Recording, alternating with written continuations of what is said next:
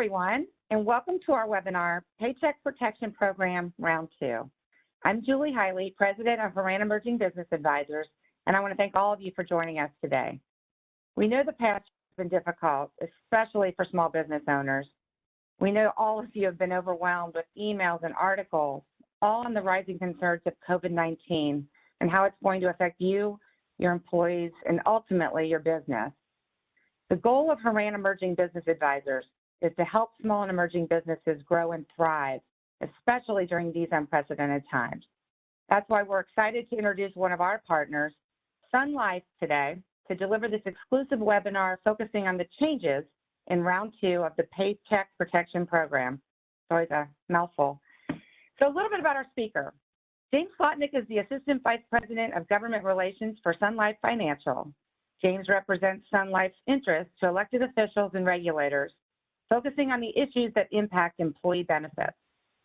He's been with us before and regularly speaks to audiences around the country about the changing dynamics in Washington.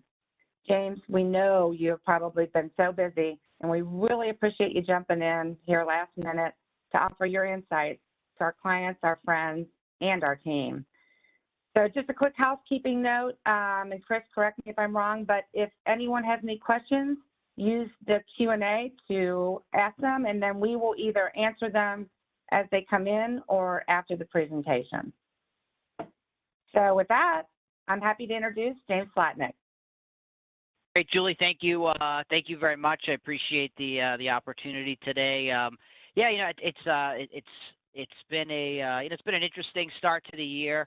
You know, certainly webinars continue to be you know, the dominant form of communication, I feel like, but I think I can speak for everyone in saying, you know, it'll be nice to get back to normal eventually. You know, hopefully maybe the spring or the summer where we can do more in-person events. My wife's a nurse practitioner. She has received both of her Pfizer vaccine shots, so she's good to go. I think I'm like dead last on the list, 40-year-old male, decent health, but eventually I'll also get mine as well. But it is good to see. You know, certainly the Trump administration having their plan that the Biden administration has taken and tried to, you know, even take that to the next level. But it does look like, you know, this summer, hopefully, things will get a little bit more back to normal. But that's not the point of today. You know, I do appreciate that, you know, this time there's so many, and, you know, Julie really summed it up nicely. You know, the small businesses, which are, you know, clearly the lifeblood of this country, you know, have been hit so hard, and, you know, different regions of the country have been hit harder, but really, you know, across the board, it has been the small businesses that have felt the brunt. And unfortunately, we have seen, you know, or fortunately, I should say, we have seen Congress, you know, move with some programs to help small businesses, but the fact that it took so long for this second round of Paycheck Protection Program loans to come through is disappointing. You know, this was something, you know, and we'll get into this more, that I think many of us in the lobbying or advocacy community had thought would come through in the summer. But, you know, here we are with this second round, and it does appear, I'll go through the agenda in a minute. It does appear, you know, the Biden administration seems likely, you know, to keep up with this program. And so, again, maybe it's March, maybe it's April, but it does appear there will be additional rounds of either PPP or other benefits specifically targeted for small businesses. So there's a couple of things we're gonna cover today. We're gonna spend the bulk of our time talking about the second round of the PPP, really going into some of the big changes. For those of you that have already applied for your second round loan, that's great. You know, for those of you that are still working with your financial institution to get ready, and I have heard that there is a backlog, as there was in the beginning, for SBA to process these loans. But we will walk through some of the big changes, particularly around the new items that you can include in your payroll cost calculation. There's also a number of new items that you can use for loan forgiveness. Special note around loan forgiveness, you know, we don't have all the details of how loan forgiveness will work in the second round. It'll work very similar to how loan forgiveness worked in the first round, meaning, you know, keeping, you know, approximately the same number of employees, keeping approximately, you know, their salaries the same. But we don't have, you know, some of the specifics around loan forgiveness. But certainly if you have questions, you can ask. I just might not have all the answers. I mentioned to Julie, we have a white paper that summarizes a lot of what I'm going to talk about in the for the second round of PPP, which we'll also send out to you. I think we'll spend a few minutes on, with a focus on small businesses, what to be looking for in these first 100 days, particularly in the American Rescue Plan, particularly maybe some of the biggest potential impacts for small businesses would be around paid leave. You may have seen in the Biden plan, there is a proposal to enhance some of the some of the emergency paid leave that that you offered in 2020, and some of you may be continuing to still offer that in 2021. So we'll talk about some of the key items for small businesses there. And then finally, we'll talk about my favorite thing. I know it's 650 some odd days away, but the midterms are going to have a big impact on policy moving forward. I think yesterday really underscored just how delicate the Senate, the Democratic majorities are, particularly in the Senate. You may have heard, and fortunately he's okay, but Senator Patrick Leahy from Vermont last night went to the hospital. And because it's a 50-50 Senate with him in the hospital last night, although now he has returned to the Senate floor, it just underscores just how thin that Democratic majority is. And without Senator Leahy there, for example, the Democrats aren't going to be able to really move anything through. So we'll round it out again with a focus on what you need to be particularly concerned about as a small business. And as I mentioned, happy to take any questions that you have. Type them in the Q&A. I'll take them in the beginning, but I'll also leave some time at the end. And if you do want the slide deck for whatever reason, you're welcome to it as well. We'll make sure Julie has that in the white paper. So we'll start off with the PPP, and I think just although we're familiar with it, I think this is important to remember. The original PPP versus some of the changes. As you remember, that first round was generally for businesses with under 500 employees. The big exception there, and certainly got a lot of the news coverage, was for businesses that were in the hospitality industry, restaurants and basically hotels, motels, things like that, lodging. You could have 500 employees per physical location. So that was somewhat controversial that those industries had that exception, but generally speaking, it was businesses under 500 employees. As you remember, the loans were 2.5 times your average monthly payroll costs. You went back for 12 months, took the average of those. You got 2.5 times that for your loans. The loans were forgivable as long as you essentially maintain the same number of employees, payrolls, and I know there's percentages there, and also use the loans for forgivable reasons. And then, as I mentioned, the first round of the Paycheck Protection Program ended on August 8th, and that was right before the House and Senate went on recess. And it's really disappointing that the Paycheck Protection Program wasn't extended in August. But we can't dwell on the past. We should be happy for where we are right now.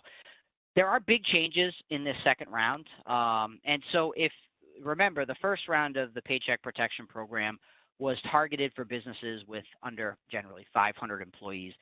The second round of PPP loans is targeted for businesses that have less than 300 employees. So that's one of the big key changes. Another huge change is, remember, when you applied for the Paycheck Protection Program back in the spring, you just had to certify that your business needed the loan because of the underlying economic conditions. You didn't have to show what your revenues were or anything like that.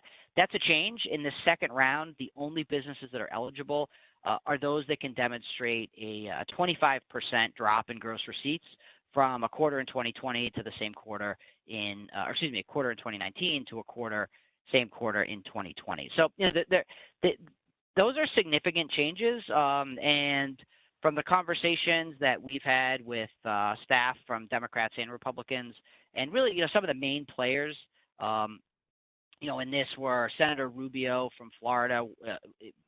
Still is at the moment, is chairman of the Senate Small Business Committee. Senator Collins from Maine, a Republican on the Small Business Committee, really very important on this. Senator Cardin from Maryland, or from Delaware, excuse me. Also, part of this, a Democrat. Both Democrats and Republicans really wanted to target the smallest businesses in the country who they felt had been hit the hardest, and they wanted to there was a sense, and again, some of you've seen this in the in the media. There was a sense that some businesses were getting these loans that really didn't need them. The classic example is the Ruth Chris Steakhouse, which certainly had a lot. Shake Shack, some of the larger restaurants with multiple locations. The thought process being, if you're a public company, maybe you have some other avenues. So the 25% decrease in gross receipts was really to make sure that your business could demonstrate that this is a business that really has suffered because of COVID-19, and so you're going to be eligible for this second loan. So that those are the two biggest changes. I get a lot of questions around. I took the first loan, and can I still take the second loan? And the answer is yes. And you don't necessarily have to have applied for loan forgiveness to be eligible for the second loan. Really, all you have to do is have either used up your entire first round loan, or certify that you will be finishing up or using up the entire first round loan to be eligible for that second round PPP loan. Just to sort of round out this the eligibility section, if you know someone that has under 500 employees and they did not take a first round PPP loan, they're now eligible for that first round PPP loan as well. So when this program was opened up, it was opened up, essentially to everyone. You under 500 employees for the first round using those rules, and for the second round under 300 employees, demonstrating that decrease in revenue, those would be eligible for the second round loans. Now, one thing that Sun Life, I don't want to not to brag on this particular point, but something that we have been very focused on really since March 28th, when the CARES Act was signed by President Trump and the PPP became something. Remember when you calculated your payroll costs in the first round of the PPP loan? On the right side of your screen there, if you skip that first bullet, everything under that first bullet was included in your average monthly payroll costs. And so one thing that we struggled with was and we heard this from our clients, was that the money that you're paying as an employer for your employees' health insurance premiums, those could be included in your average monthly payroll costs.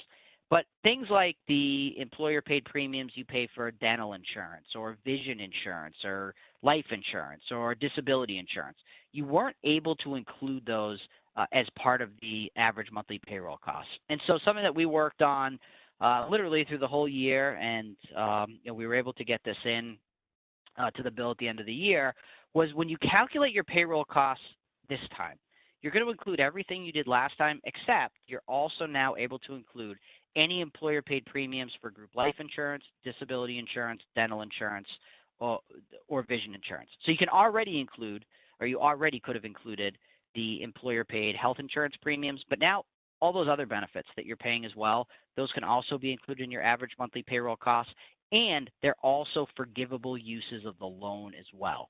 So this is a big change for the benefits industry. And again, we heard from our clients, and unfortunately we had a number of clients that had to cancel policies with us because they had to make tough decisions on how they were going to use their PPP loans. We're very happy to see that this was extended. We certainly don't want, in this time when you're keeping your employees on the payroll, for them to lose any of the benefits that are so important. So now, whether you have any of these benefits with Sun Life or another insurer, it's very easy to get these calculations.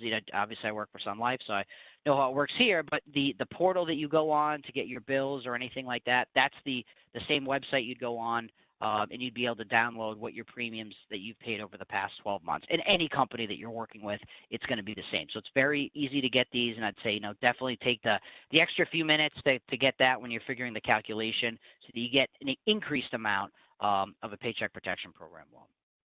Now, some other changes that happened that, the same, some of these, the numbers here, you're familiar with from the first round loan. Maybe the thing that's most importantly is if you want your loan to be 100% forgivable, at least 60% of the loan has to be used for items that are payroll costs.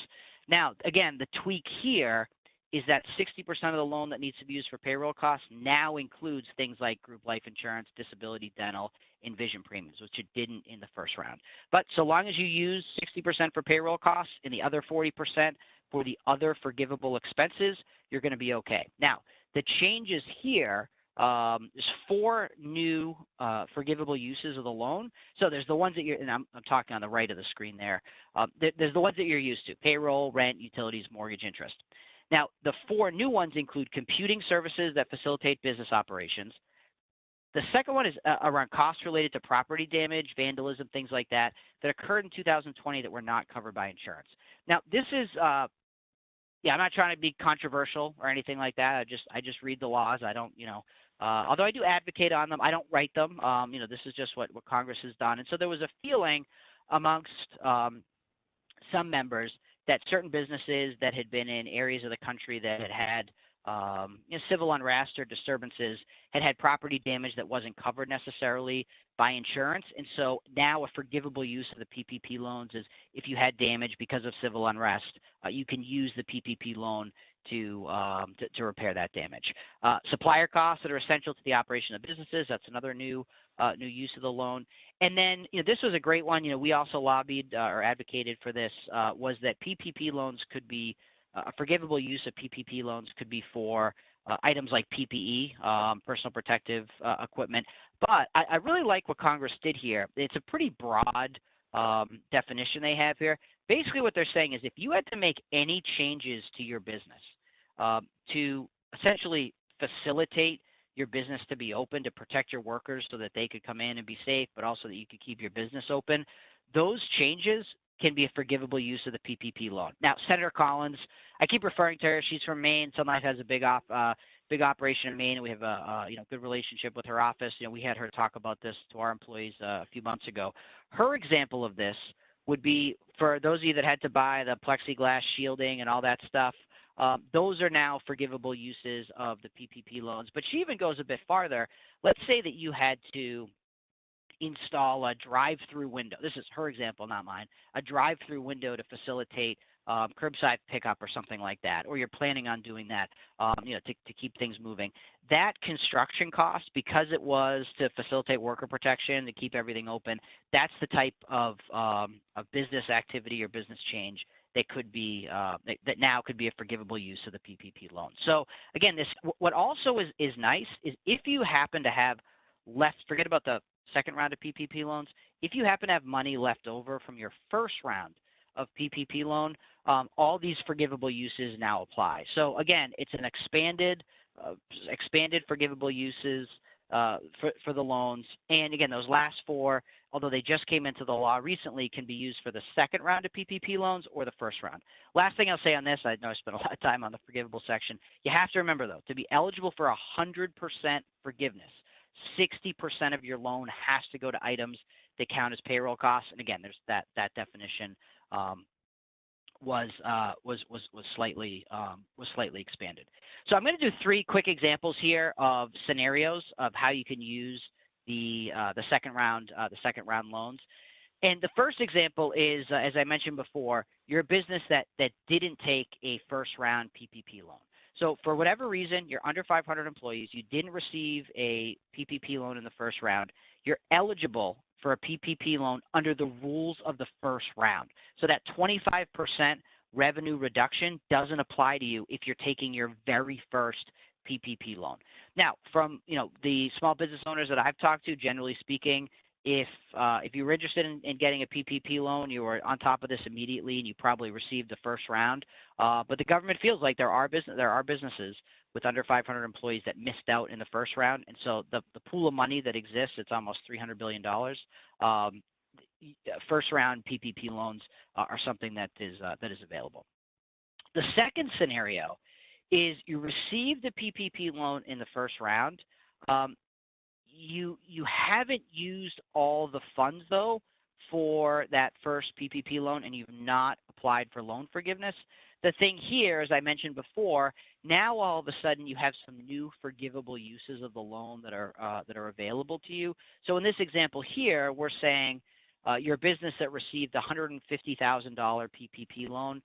You only have used $140,000 of forgivable expenses. You haven't applied for loan forgiveness yet. And during that time period, you spent $10,000 on one of the new forgivable uses of the loan. Now, being an insurance company in our example, that forgiveness of that new forgivable use is employer-paid insurance premiums.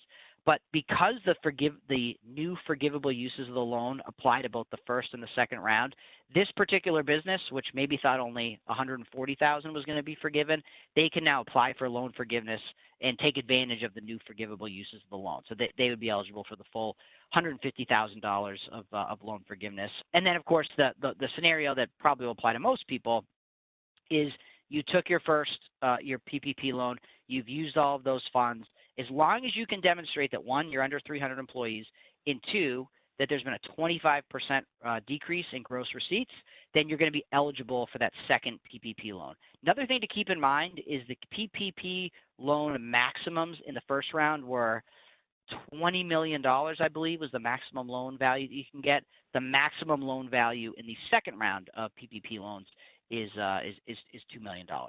So again, I know we jammed a lot of PPP information into a short period of time, and again, we'll make sure you can get the slides, and we have a white paper that goes through these things in detail. The key takeaways are: one, as you're calculating the loan going forward, there's new payroll costs that you're going to include in there, including the group insurance premiums that we mentioned.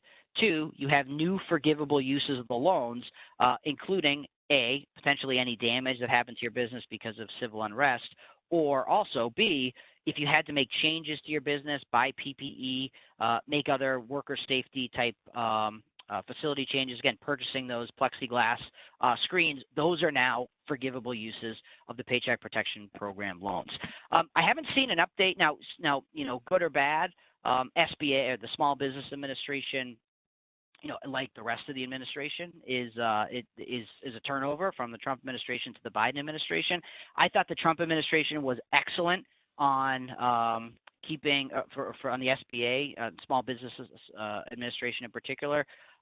They did a very good job of sort of updating how many loans had been taken in what state and how much money's been left, or how much money's left over. I haven't seen that detail yet from the Biden administration SBA, and that's not a knock on them. There's not an SBA administrator that's been confirmed. There's obviously turnover there, but so I don't know offhand how much of the $300 billion has been loaned out, but it's been open for a few weeks. You may remember there was a little bit of a lag because certain underserved communities got first bite at the apple for their applications. But at this point, all the banks that you're working with are ready to go on PPP loans. And again, just remind them, it's not just a carbon copy of what you got last time. You want to add in those new insurance premiums to maximize the value of the PPP loan that you're going to receive. So what I'm going to do for the rest of the presentation, again, focusing on what really is important for small businesses, I just want to take a few minutes to maybe set some expectations on what we're going to see over the next 100 days. And again, for small business owners, what are the key policy things that you need to keep an eye on that could have a pretty serious impact on your day-to-day operations? And I think one thing that's challenging is the way, and this isn't a knock on Fox News or CNN or MSNBC or anything like that, but the way the media portrays the ability for the Biden administration to make change is maybe somewhat overblown in some ways and maybe not in others. So there's really three avenues that the Biden administration has to make changes. The first is through executive actions, and we have certainly seen over the past, what's today, the 27th, over the past 6.5 days, the Biden administration, or President Biden, has signed, I believe it's 17 executive orders over the past 7 days, which, this is not a partisan statement, this is just, it is what it is. That's a lot of executive orders in the first 6 days. President Trump signed 5 in the first 6 days. President Obama, I believe, was 3. President Bush 2. So it's a fair amount of executive orders. That said, executive orders are certainly allowable uses, and those are the most. And we've sort of already seen it. What President Biden has done is moved forward on executive orders to reverse a number of President Trump's executive orders, and executive orders can cancel each other out, and they don't need congressional approval. So that's the most power the president has to act on their own. And so again, if President Trump or any other president had put forward an executive order, President Biden can put one out and cancel each other out. There's no oversight on that. That's just the power the executive has. What we're going to start to see, and again, this is going to be maybe potentially more impactful given what the Biden administration targets. As we see the cabinet secretaries confirmed, and I believe now there's 4 cabinet secretaries that are confirmed, we're going to see the Biden administration start to look at the administrative rulemaking process. Now, this is where, let's say there was a rule, and so some of you I'm not an expert on this particular rule, but many of you are aware that the Trump administration made changes for how overtime was calculated for certain employees. And again, not an expert on that. But it appears that the Biden administration would like to reverse that rule that was put out by the Trump administration. That was from from President Trump's Department of Labor. Well, right now, the Department of Labor does not have a confirmed secretary. Marty Walsh, Mayor Walsh from nearby Boston, I live right outside the city, will likely be the Secretary of Labor. But until he gets in there, when you want to change a rule, an executive order, the executive does. A rule goes through this whole process where there's a public comment period, and it usually takes 120 to 180 days to change a rule.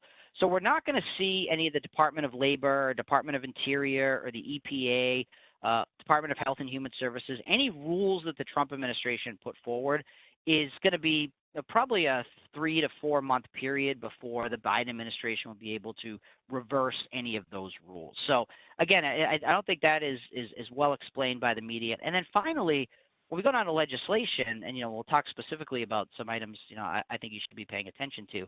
It's really hard to pass legislation, and I like to remind people, particularly people that are maybe concerned about the Democrats controlling the House and the Senate, and obviously the Oval Office, that big, major, progressive ideas will be pushed through. I just want you to think back to just today, January 27th of 2017. President Trump is in the Oval Office. The Republicans have a majority in the House, and the Republicans have a majority in the Senate. But they didn't have a 60-seat majority, just like the Democrats don't have a 60-seat majority in the Senate. And without 60 votes in the Senate, it's really hard to get things through because most legislation requires 60 votes to move forward. And so you'll remember what President Trump's original initiatives was to, one, repeal and replace the Affordable Care Act, which could not go through, even though they used budget reconciliation. Remember, budget reconciliation is that special way you can move legislation through that only requires 50 votes. It has to deal directly with government spending. It's kind of it's not archaic, but it's a complicated budget procedure. You just need 50 votes, and Republicans had a 52-seat majority, or 52-seat majority. But you had 3 Republicans, Senator McCain, Senator Collins, Senator Murkowski, vote against the repeal and replace of the ACA, so that Republicans weren't able to move that forward. But then remember, President Trump was able to move in his first year tax reform, as signed in December of 2017, again using that budget reconciliation process where enough Republicans were able to get together to move that forward. Democrats are going to have the same problem. They're going to need everybody, all 50 Democrats, on the same page to be able to move legislation forward. And only those things that really come under that budget reconciliation process, and we'll talk more about that in a moment. And so again, I'm not saying this is good or bad. This is just reality of expectations of when things can move forward and how quickly things could potentially change. I think it's also important to remember that there's a lot of things that are on the Biden administration's to-do list. So we're seeing today, basically through February 8th, the focus over the next few weeks will be executive branch appointments. Confirm as many cabinet secretaries as you can. Now, the good news for Democrats is so far we haven't seen much Republican pushback on the cabinet nominees. So they're passing with anywhere between 20 to 40 to 45 Republicans joining Democrats to confirm these secretaries. You only need 50 votes, so Democrats can confirm any any cabinet secretary they want as long as they are unified. But so far, we've seen Republicans move forward. I'm certainly not going to spend much time on impeachment. I only have it up here because the trial that has to occur in the Senate just takes up time. And for those of you who have seen Lindsey Graham or Senator Graham over the past few days, one of his main points is if this is not a political conversation. This is about just floor time. If Democrats want to call witnesses for impeachment, Republicans are going to want to call witnesses as well, and that's just going to take time. And when you think back about President Trump's First impeachment took about 20 days. President Clinton's impeachment took about 80 days. That's a lot of time, and the Senate really can't do much else during impeachment. There's some things they can do, but most of the floor time is spent on the trial. So impeachment just slows down the process. Again, I'm not saying it's right or wrong, but just again slows down the process. And so then you get to, we already know what's out, what President Biden has put out is his priorities with the American Rescue Plan, which we'll get into in a moment. But for that to move forward, we're looking at March, maybe even into April, before there legitimately could be actual votes, up and down votes, on whether the American Rescue Plan moves forward. And then hanging over all of this, Leader McConnell was, just, again, you might be happy or sad about how this happened, but Leader McConnell was, a master at moving judicial confirmations through the process. And so at this point, about 25% of all federal judges were appointed by President Trump. And so make no mistake, the Biden administration and Leader Schumer are saying, we're going to use the McConnell roadmap to, anytime we have time, we are going to try to confirm judges. But again, that takes floor time, that takes things to do. So again, it just, the speed at which it just, you watched on, the inauguration day, the day after, and, it just, both sides, the Fox Newses and the CNNs, both saying how quickly things were going to move. It's important, just to think about, what actually can move. So in the American Rescue Plan, if I'm a small business owner, what am I really going to be focused on? Well, the way I broke this down is what can use budget reconciliation and what appears like it cannot use budget reconciliation. So remember, budget reconciliation is the process where you only need 50 votes. And the reason for that is normally you need 60 votes to end debate on a piece of legislation, but budget reconciliation has its own built-in time to end debate. So you only need at the end 50 votes to have something pass, because then, of course, Vice President Harris would be that tie-breaking vote. So first three things at the top, not business related, but I think important to mention. There's significant funding for state and local governments, schools, vaccine, and testing. So about $600 billion or so, north of $600 billion, will be allocated for those three things. Those three items have a direct impact on federal spending, and so likely can go through budget reconciliation. The next thing, again, this is more on the individual side. We'll get to the business side in a moment. The $1,400 checks that we certainly heard about quite a bit. The $1,400 checks, increasing the child care tax credit. For any of you on the call that operate child care daycare centers, certainly I know it's been very, very, very difficult.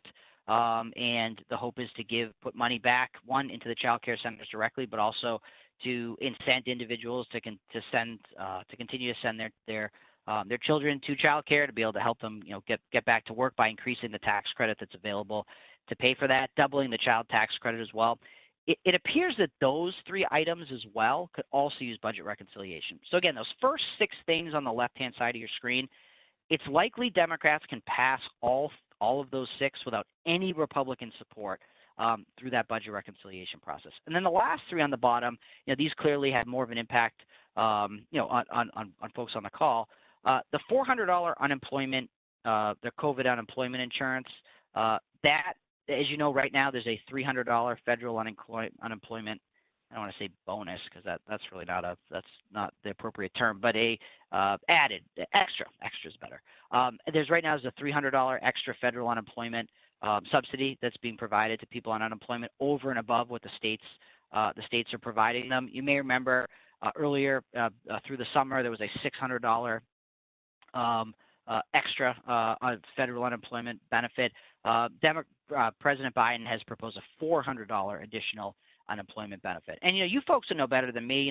I've seen articles all over the map on this. Some people say the unemployment benefit doesn't impact people wanting to go back to work. Others, strongly suggest that the extra unemployment insurance does impact people wanting to go back to work. I'm not an economist, and I'm certainly not here to debate what side of that is right. But it is important for you to keep in mind that Democrats, through that budget reconciliation process, so that means without any Republican support, they likely would be able to pass a $400 unemployment insurance benefit, over and above the current benefit, and that would likely be through at least September.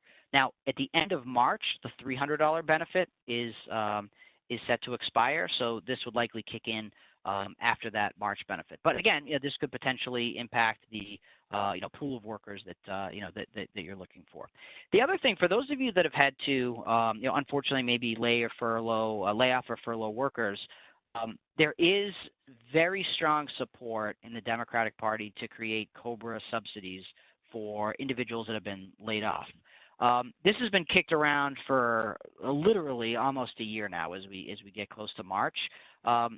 Democrats last year proposed 100% COBRA subsidy. So that would be the employee portion of COBRA, which is I think it's 102% of what the premium needs to be. Democrats had proposed last year 100% COBRA subsidy for the entirety of 2020. Now, obviously, that didn't pass. It appears, and I'll have Julie send out this plan if you're interested. Basically, the Biden plan is a 17-page PDF. I'm not knocking the plan. It's not legislative text. It's just more of a summary. It looks like a COBRA subsidy would exist through September. So January 1st of 2021 through September. So a 9-month subsidy. It's not clear the percentage, but it likely would be between 80 and 100%. Now, the reason why you just want to keep this in the back of your mind is, one, it likely could use the budget reconciliation process. The government paying for a COBRA subsidy directly impacts federal spending because they're writing a new check to you, the employer-sponsored plan or the health insurer, to keep that laid off or furlough worker on the employer plan. The reason why this matters to you, of course, is let's say this passes in April, and it is retroactive to January 1st of 2021. Well, as you know, all the COBRA rules are crazy right now. The deadlines are essentially waived, during the pandemic. So you could have someone pass their typical, I think it's typically 60 days. Someone has to apply for COBRA coverage. They could be coming back to you. Again, you had to lay them off in March 1st, 2021. They come back to you January 1st, 2021 and say, hey, I have this new COBRA subsidy that's effective as of January 1st. I'm going to come back into your plan, and, the government's going to give you the back premiums, but all of a sudden, if you're self-funded in particular, you're on the hook for claims. But if you're fully insured, that could potentially impact your renewal in 2022. So I'm not saying this to stress anybody out or anything like that. And we'll have to see where the negotiations go. But if I was you, and obviously Herman is all over this, but just pay attention to how COBRA subsidies move, because it could have an impact on employees that, unfortunately, maybe you've had to, right-size the business because of COVID-19. They could be coming back to your plan, and that, maybe that's good, maybe that's bad. Just could have an impact. What could potentially offset COBRA subsidies, though, are the Biden administration would like to see the subsidies for individuals on the ACA be increased. You may have seen, I believe it was Monday. So Monday, all the days are the same for me. But when your kids never go to school and you just work from your or whatever this is, Mike, spare bedroom, every day is the same. But the Biden administration is going to have another open enrollment for individuals that did lose their job or have lost their health insurance to be able to apply to the ACA, and this would increase subsidies. So again, everything on the left side of the screen. The reason why I spent so long on this, these are items that Democrats could pass without any real need for Republican support.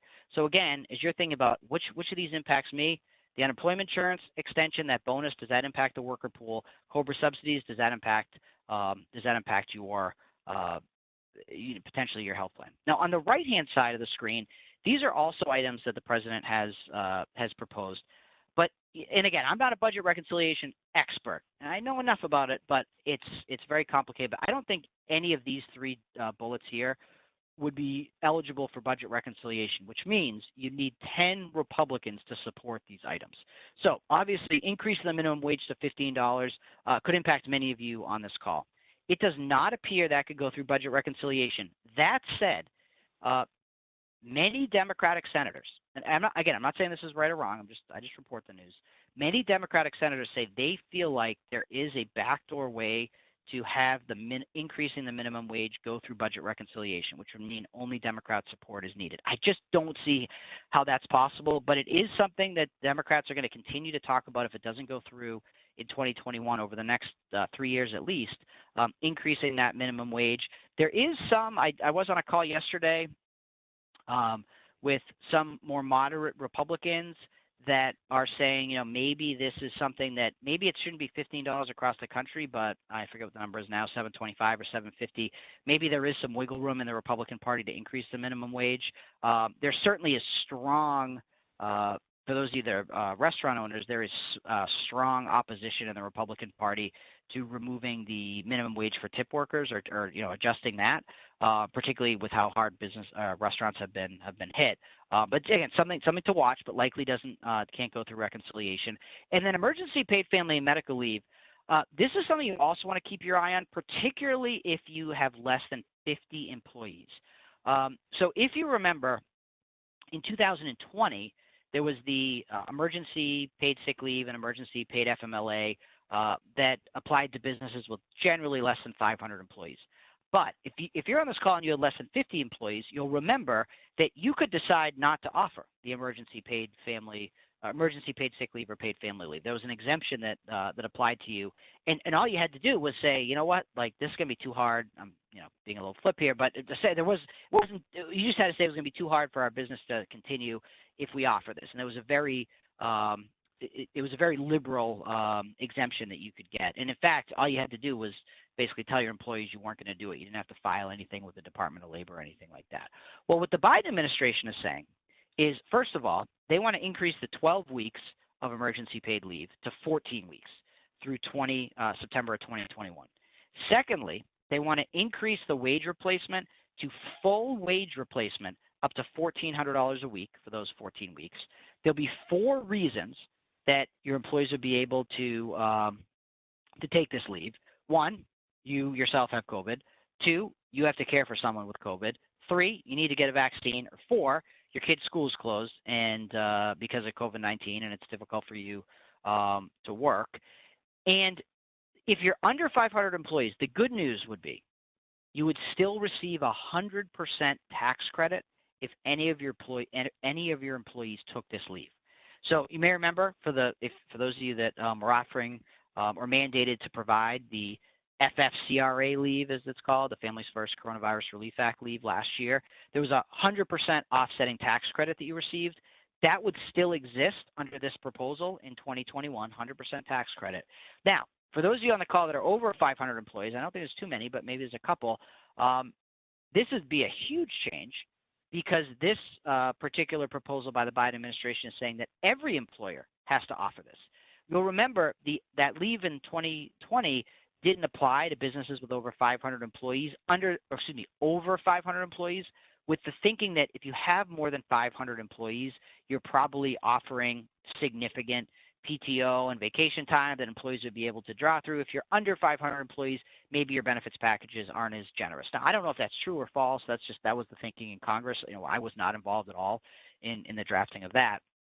But this proposal would be every business, from the self-employed all the way up to the Walmarts. Everybody's offering what's on the screen here. If you're under 500 employees, you're getting an offsetting tax credit. If you're over 500 employees, you're not getting any tax credit to help you. You just have to pay the employees. Again, if you're under 50 employees, the reason why you want to pay attention to this is you will have to provide this leave if it goes through, whereas in 2020, you had the option to provide this leave.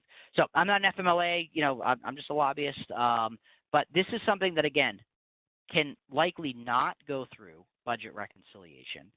And the reason for that is this has a direct impact on federal spending, but it also has some non-federal spending impacts, like, for example, requiring businesses over 500 employees to provide paid leave and not providing them with a tax credit. There's no federal spending there. So this likely would need some bipartisan support, and is going to change. But make no mistake, the calls that I'm on, particularly with more progressive Democratic groups, paid family and medical leave is a huge priority for the Biden administration. And so we should be prepared for this type of emergency paid leave to be coming in. And also, and this is for a different call, we are probably closer to a national paid family and medical leave program than we have ever been under the Biden administration. I'm not saying that that's good or bad. I'm just trying to tell you, where we are on these issues. So last thing I'll do here, and I'll just do this quickly. What happens after we get through this American Relief American Rescue Plan. Well, late, I guess spring, probably into the summer, into fall, we're going to see sort of the next big proposal come out from President Biden. Lowering Medicare eligibility age to 60 is a big one for him. For those of you that have employees that are between the ages of 60 to 65, this essentially would mean they'd have two options. They could stay on your plan or they could enroll in Medicare. We are very concerned at Sun Life as a business that we are going to see a corporate tax rate proposal, rate increase proposal in the summer, potentially to 28% for the corporate rate. We are also we think it's very likely that individual rates for people making more than $400,000 are also going to be increased. There's a lot that could happen depending on the COVID relief and how that comes together, or excuse me, just how the country comes back from COVID and the economy. But that is a concern for us, and both of those items could use budget reconciliation, which again would only need 50 Democratic votes to pass. And as I mentioned before, we are watching very closely paid family and medical leave. As you know, for any of you that are multi-state employers, there's now 9 states and DC that have some type of paid family and medical leave program. On Election Day, Colorado was the latest state to pass a state-mandated paid family and medical leave program. This is causing large businesses, large multi-state employers, some heartburn because now if you're a business like Walmart, for example, and you operate everywhere, you now have to follow 10, because it's 9 plus the District of Columbia, 10 different paid family and medical leave laws. And so that's kind of, that's difficult for your HR team. That's difficult to administer the systems and all those things. And so what you're seeing the largest employers advocate for is they're saying this is a big change, and it really started last year. The largest employers are saying we need a national paid family and medical leave standard that applies in every state and treats every single employee the same. And so that's a big change. And you've seen groups like the U.S. Chamber of Commerce, Business Roundtable. The U.S. Chamber is certainly not a progressive-leaning organization. Neither is the Business Roundtable. Those are, D.C. Lobbying advocacy organizations. Both of them are advocating for a national paid family and medical leave program. So we want to keep our attention on that. It's mostly been really on the coast, and Colorado is the first landlocked state, so to speak, that has a paid family and medical leave program. But again, a national program would have implications for everyone. And so last thing, and then we'll take any questions that you have. I just want to put a little perspective. And again, as I mentioned in the beginning, if you are anticipating a pretty significant pace of change from the Biden administration from a legislative perspective, I think these next 2 slides will again reinforce not only with the thin majorities that the Democrats have, but everyone is already looking to 2022. I know it's disgusting, and that's how everyone in DC works. So we just look to the next election, but that's the reality of things. And so this chart here is really what everyone in DC is focused on. And so if you go to the very bottom, and this chart is over the last 6 presidents in their first midterm election, what happened in the Senate and in the House. And as you can see, when you go back to Ronald Reagan, generally speaking, except for President Bush in 2002, you lose seats as a sitting president in the House and in the Senate. Now, again, there's a couple exceptions here and there, but right now the Democrats have no majority in the Senate. It's a 50-50 tie. And there's a 10-seat majority in the House. Now, Republicans picked up 12 seats in the House in this past election. That is a very strange phenomenon where President Biden was elected, but Republicans picked up 12 seats in the House. So that 10-seat majority is very slim. And when you go back to 2010, President Obama lost 63 House seats for Democrats. President Trump lost 41 House seats for Democrats. President Clinton lost 52. I mean, it's not a Republican versus Democrat thing. Generally speaking, particularly when you have one party that's in power, which you had in 2010 with President Obama, which you had in 2018 with President Trump, meaning they control the House, they control the Senate, the country likes to see a little bit of change. So Democrats are very worried, particularly moderate Democrats that are in places in the country that are a little purple or more purple. Ohio's a great example. Democrats are concerned about members in the Midwest that potentially they don't want to put on record for any very progressive votes. So something you're not going to see come up in this Congress, single-payer health care. There is no chance. One, Democrats don't have the votes to pass it, but Speaker Pelosi or Leader Schumer, they don't want to have to put their members on record on voting for a single-payer system, because that potentially could play poorly for many members in the next midterms. And you know, I forgot to do this before.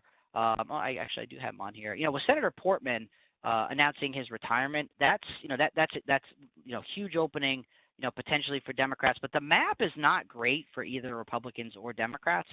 There's more seats the Republicans have to defend in the House. But remember, Senator Kelly from Arizona and Senator Warnock from Georgia, remember those special elections, and Senator Kelly was elected this year.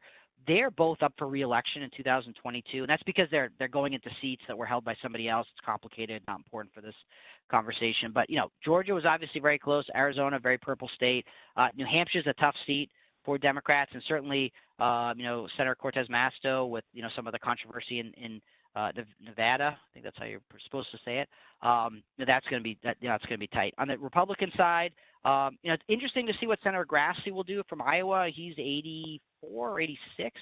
He might be 88. He's getting up there in age. I mean, just interesting. It's very sharp as attack guy.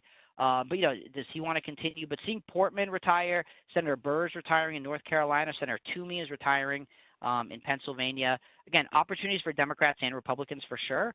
But again, both sides want to portray themselves as moderately as possible. And so again, that's going to, particularly for Democrats, that's going to really build some barriers for them, where things that seem too progressive that potentially could mean they lose the majority in 2022. Those are items that potentially they do want to stay away from. So I know, jammed in ton of information in a short period of time. East Coast guy, so I can talk mile a minute. Hopefully got half of what I said. But again, to sort of just sum up what we talked about, second round of PPP loans available now.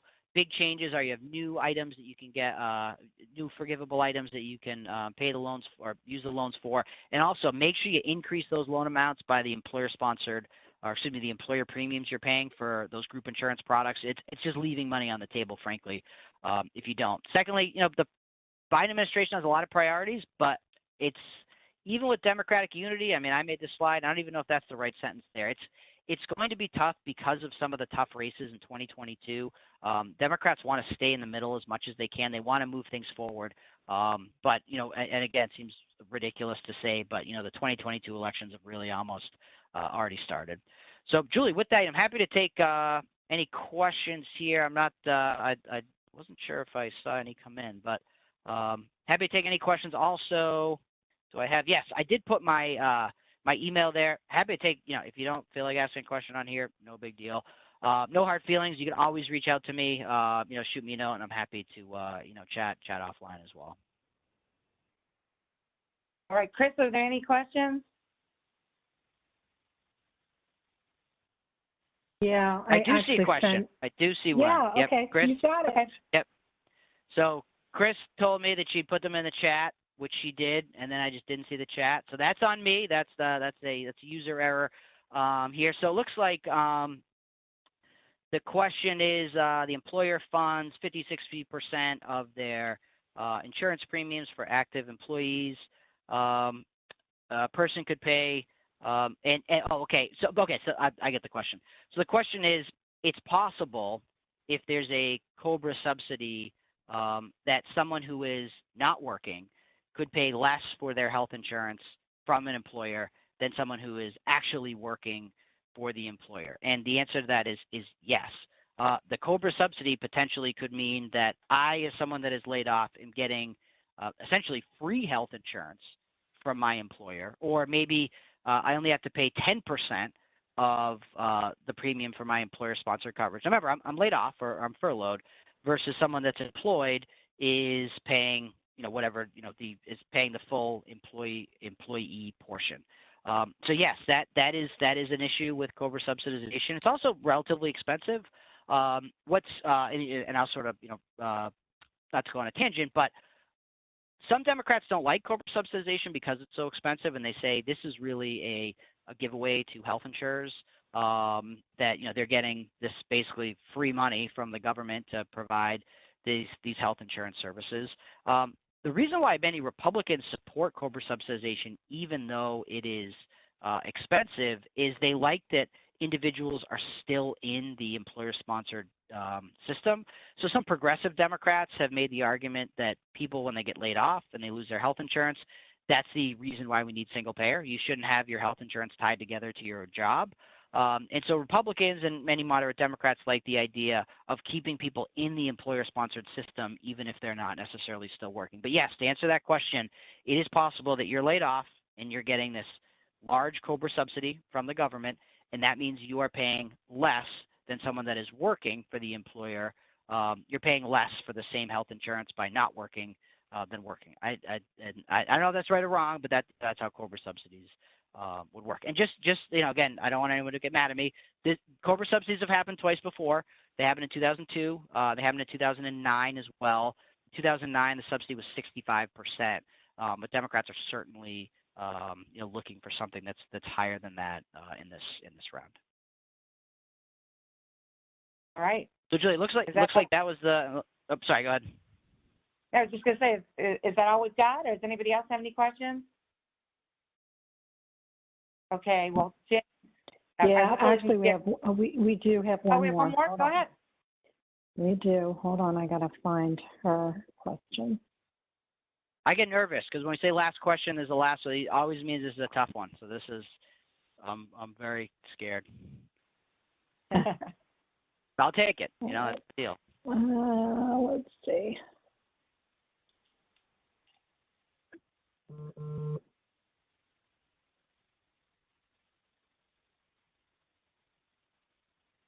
It doesn't sound like a short one either, so that makes me even more worried. Yeah, I can't.